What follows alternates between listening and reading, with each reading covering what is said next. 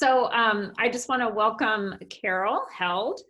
She's a student in my Layers of Light paper cutting class, and she's been gracious enough to agree to talk to us a little bit about her experience and her newfound love of paper cutting. And I'm just so excited to be able to chat with you. So thank you for doing this. Thank you. Thank you for being my teacher.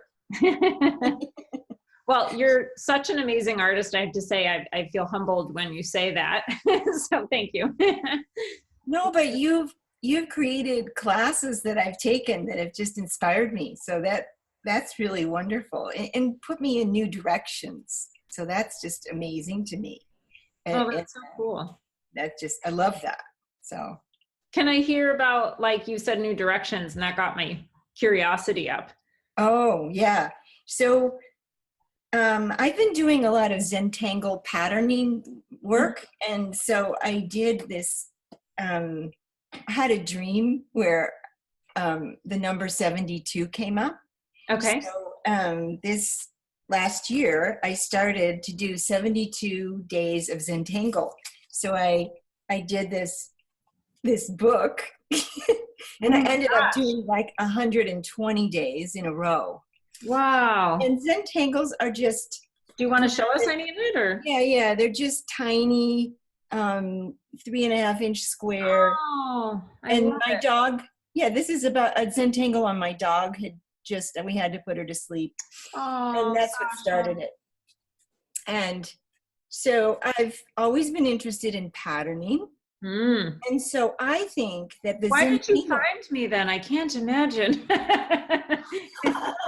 Yes, organic patterns, geometric patterns. And so, this kind of work. And so there are formal Zentangles that you can just look at videos, right? But then I started creating my own. Can you put it up more so we can see? We can't quite see it. Can you see that? Oh, there. Yeah. Oh, that's so cool. Look at that. So I just cut grapevines. And so I was inspired to see what I could do with that. And then I've been doing... Actually, right there, we see it great when you hold it like that. Really? Yeah. And then I found this funny succulent. Can you see this one? So I did the patterning on that, the leaves. Look at your use of negative. I'm sorry to interrupt you, but I just want to make sure that, like, I point this out. Like, look at your use of negative space there. It's just so. I love negative space. It's one of my favorite things. Yeah. So this I think, and then I did some wild things. Can you see this one? If you just hold it up slightly, I think you get it. Like there? Yeah. So I did, I don't know. I was experimenting with some kind of watercolor. I usually write down, and then I just added lines to it. This looks a lot like your stuff in a way. It's so beautiful, and I love the path leading to the labyrinth on the other page too. Oh yeah, I'm doing a labyrinth, so that was kind of a. But the Zentangle work, I think, set the stage for me to do paper cutting. Yeah, and there's something wonderful to me about the subtractive part of paper cutting, of taking away. Yes. Isn't that exciting? Say more about that? I don't know if I have the right words to do it. It's an interesting way of thinking. Now, I think I've always loved negative space, and that's kind of a similar idea, to draw the negative space. Yeah.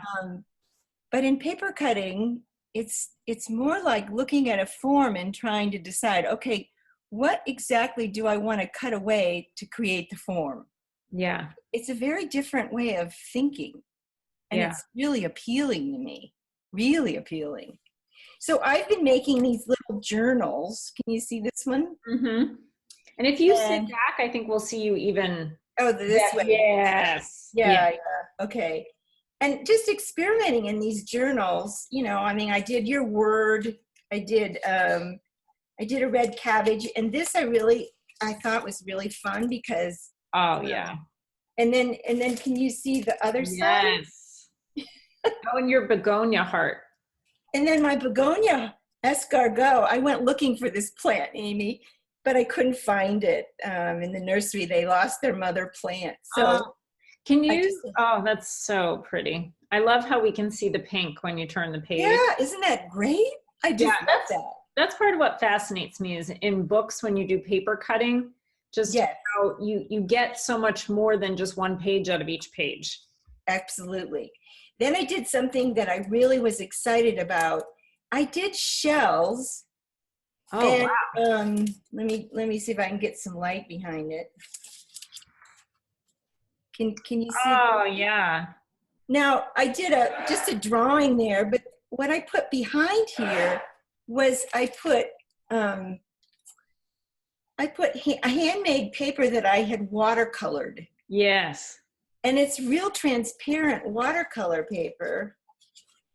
And so can you see the light coming through it? Oh, it's gorgeous. I love both sides. Me too.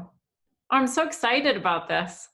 So I went and bought more handmade paper like this that's real transparent. I mean, it's actually got some, I don't know if you can see it's got some texture to it.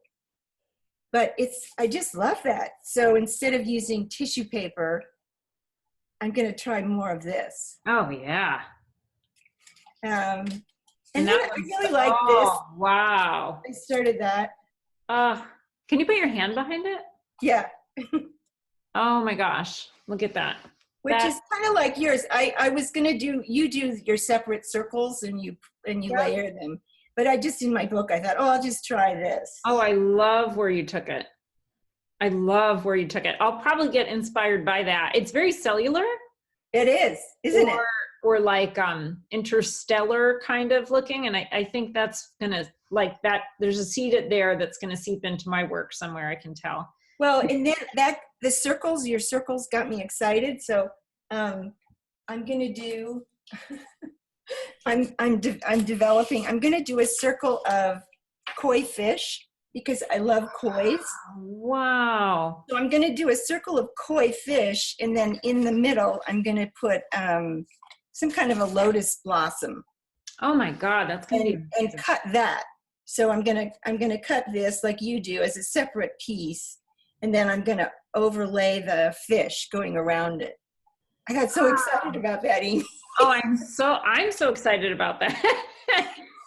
and this is what I love because now I'm getting cross-inspired, right? We're like cross-pollinating our ideas right here. Yes.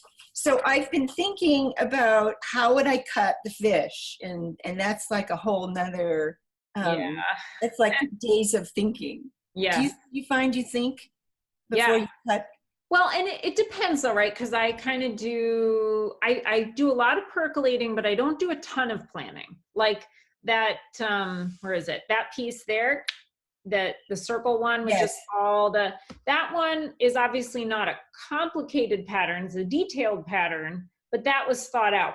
But besides that, and maybe the one that you can't see, that's the flower. Yes. That one, it was like I had I didn't totally stick to the flower, but I had an inspiration flower that I kind of worked from in terms of just general shapes and understanding. But yeah, so I percolate on that, but I haven't done what you're doing. I haven't sat there and said like, okay, I want to cut a koi fish. And so now which parts am I leaving? Which parts am I taking away? And yes. I've done it. So in my second journal, I think I'm going to experiment with doing them different ways. Yeah. To find, and maybe I'll mix it up. Who knows? You know? Well, it's interesting. Like in the paper class, I talked about how when I did that flower there, like I started out with just a general drawing, and then I was gonna just wing all of the lines that go into kind of defining it. But as I did it, then I was like, oh, okay, I need to define the lines with a pencil in each section, which is not something I normally do. So I'm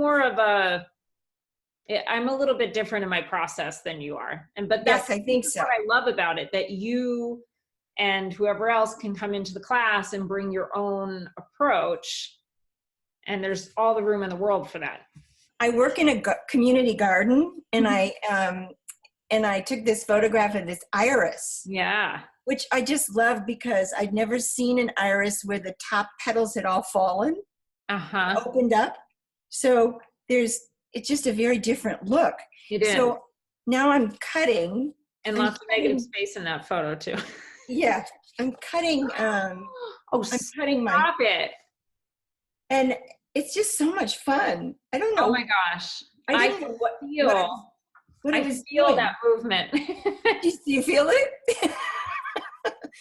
Now, you don't have a stem on your flower, but I sort of feel like I might put something of a stem on mine. Yeah, that one doesn't. The other one that I have does, but it's very, very like delicate. Is it? Yeah, it's very demure. It's over there though, so I'm not going to run and get it right now. Anyway, I just thank you so much. I'm just having so much fun. I'm just beside myself. I want to just sit here and work. And sometimes I just do very simple, like this. I just do a very simple pattern. Oh, I love that. And I just put a piece of this behind it. Right. It's like I think about those as masks, kind of. Yes. Or windows. Yeah. I love the window idea. Yep. Yeah. Mm-hmm. Yeah. So that I haven't gotten very far in this journal because I've been so excited about everything. Now, did you make that journal or did you buy it? No, I just took some heavy paper and then I put four sheets and I just sewed it together. Although, see, it's kind of. Can you hold it up a little so that? Oh yeah. Yeah. So it's just 8 sheets, which is kind of nice. I like that idea. Yes, because it's so manageable. Yeah. Because you don't want to feel overwhelmed. No. And I just I love ginkgo leaves. So. Me too. Anyway, that's where I am. I'm very excited. That's so awesome. Have a lot of ideas popping up. But can you see how that Zentangle practice has really informed what I'm doing now? Oh, absolutely. All those patterns and like you took that structure of the Zentangle and then took it to your own place. Yes. And now you're taking it into the paper cutting. I think it's amazing. Yes. And also the paper cutting, because I'm not doing really big pieces. Also, it's nice. I can just do like I can just do one petal. Mm-hmm. and then the next day or whenever I have time, I can do another petal. So it's really nice. And that I can have a small cutting board I can take with me too. Like yes. I don't know. How small is your small one? Well, it's, it's not very big. Yeah. 8 by 12, maybe. That's so great. I recently found this one. Oh, that's so cute. So this you can, like, I just take it in a zip pouch. So I can put it in my purse. So I get the knife safely into a zip pouch. Yes. A small piece in this and you're ready to go. Yeah. Not on a plane, but other than that, yeah. Yeah, they won't let you on a plane. I hope not. Oh, well, thank you so much, Amy. I just love paper cutting, and I have to say it's showing up in my collages too.